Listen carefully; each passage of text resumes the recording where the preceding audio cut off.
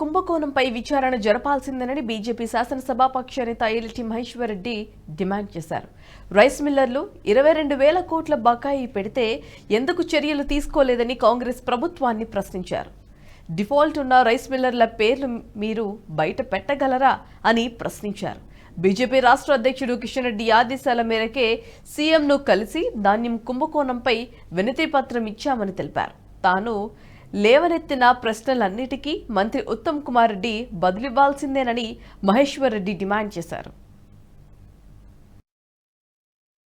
నువ్వు అనుమానపడే విధంగా మాట్లాడితే దానికి నేనేం చేయలేను. మీ ముఖ్యమంత్రిని నువ్వు అనుమానపడితే మరి గతంలో నేను ఆర్ ట్యాక్స్ మాట్లాడినప్పుడు కానీ ఆర్ఆర్ ట్యాక్స్ మాట్లాడినప్పుడు కానీ RRR ట్యాక్స్ మాట్లాడినప్పుడు కానీ మీరు ఆ రోజు దీని వెనుక ఎవరున్నారని చెప్పి అనాలోచన చేసిండో మరి మీరు అప్పుడు ఏం ఆలోచన చేసిరో నాకు తెలియదు. ఏ రకంగా సంతోషపడ్డారో నాకు తెలియదు. R tax RRR tax RRR tax మాట్లాడినాను. మరి ఆ రోజు ఎందుకు మీరు ఈ రకంగా మరి ప్రెస్ మీట్ పెట్టి మాట్లాడలేదు? బీ ట్యాక్స్ మాట్లాడినప్పుడు మాట్లాడలేదు. నేను జీవోలు కూడా హెట్రోట్రాక్స్ అంశంలో కూడా నేను 2 జీవోలను బయటపెట్టిన రోజు కూడా మీరు ఎవరు మాట్లాడలేదు. మరి ఈరోజు ఇంతగానో మీరు సీరియస్గా స్పందిస్తున్నట్టే డెఫినెట్గా దీని వెనుక కుంభకోణం పెద్దగా ఉన్నది, పెద్ద ఎత్తున దీని లోపల అవినీతి దాగున్నది కాబట్టే మీరు ఈ రకంగా మాట్లాడుతూ ఉన్నారు. నేను మీకు చాలా స్పష్టంగా చెప్తున్నా,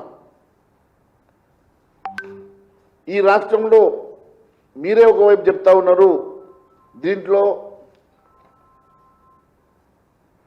రైస్ మిల్లర్స్ దాదాపు 22,000 కోట్ల రూపాయలు బకాయి ఉన్నారని చెప్పేసి, రైస్ మిల్లర్ల దగ్గర 22,000 కోట్ల రూపాయల స్టాక్ ఉన్నదని మీరే చెప్తా ఉన్నారు.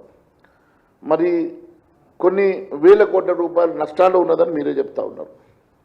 నేను ఒకటే మిమ్మల్ని అడుగుతా ఉన్నాను, మరి ఎంతమంది డిఫాల్ట్ ఉన్నారో డిఫాల్టర్ల లిస్టు ఎందుకు బయట పెడతలేరు? నిన్న ఇలా పేపర్లో చూసినాను, ఈ హడావిడి చేసేసి ఒకరిని అరెస్ట్ చేసినట్టు. కేవలం 90 కోట్ల రూపాయలు ఉన్న బకాయి ఉన్నటువంటి వ్యక్తిని అరెస్ట్ చేస్తే మరి దీంట్లో 100 కోట్లు బకాయి ఉన్నటువంటి చాలామంది ఉన్నారు. మా పార్టీకి కూడా తెలుసు, కొంతమంది ఈ మచ్చ శ్రీనివాసరావు లాంటి వాళ్ళు, మస్తన్రావు లాంటి వాళ్ళు, గంప నాగేందర్ లాంటి వాళ్ళు, యాదగిరి లాంటి వాళ్ళు, ఉపేందర్ లాంటి వాళ్ళు, మీరు నిన్న కొన్ని పేర్లు చదివినారు కదా, మరి అందరి మీద చర్యలు తీసుకోండి. మరి వాళ్ళందరి మీద 100 కోట్ల రూపాయలు బకాయి ఉన్నటువంటి రైస్ మిల్లర్లను ఎందుకు మీరు యాక్షన్ తీసుకోకుండా గమ్మున ఉన్నారు?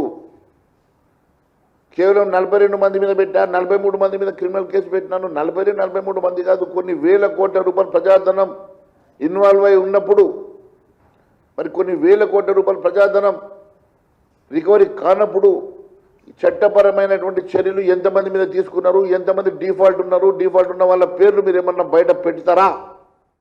ఈ వీడియో మీకు నచ్చినట్టయితే లైక్ చేయండి, 10 మందికి షేర్ చేయండి. అలాగే కామెంట్ల రూపంలో మీ అభిప్రాయాలను మాతో పంచుకోండి. Nationalist hub group of channels ను సబ్స్క్రైబ్ చేసుకుని తెలుగునాట జాతీయవాద జర్నలిజాన్ని ప్రోత్సహించండి. ఈ వీడియో కింద ఉన్న బెల్ ఐకాన్ పై క్లిక్ చేయడం మర్చిపోవద్దు.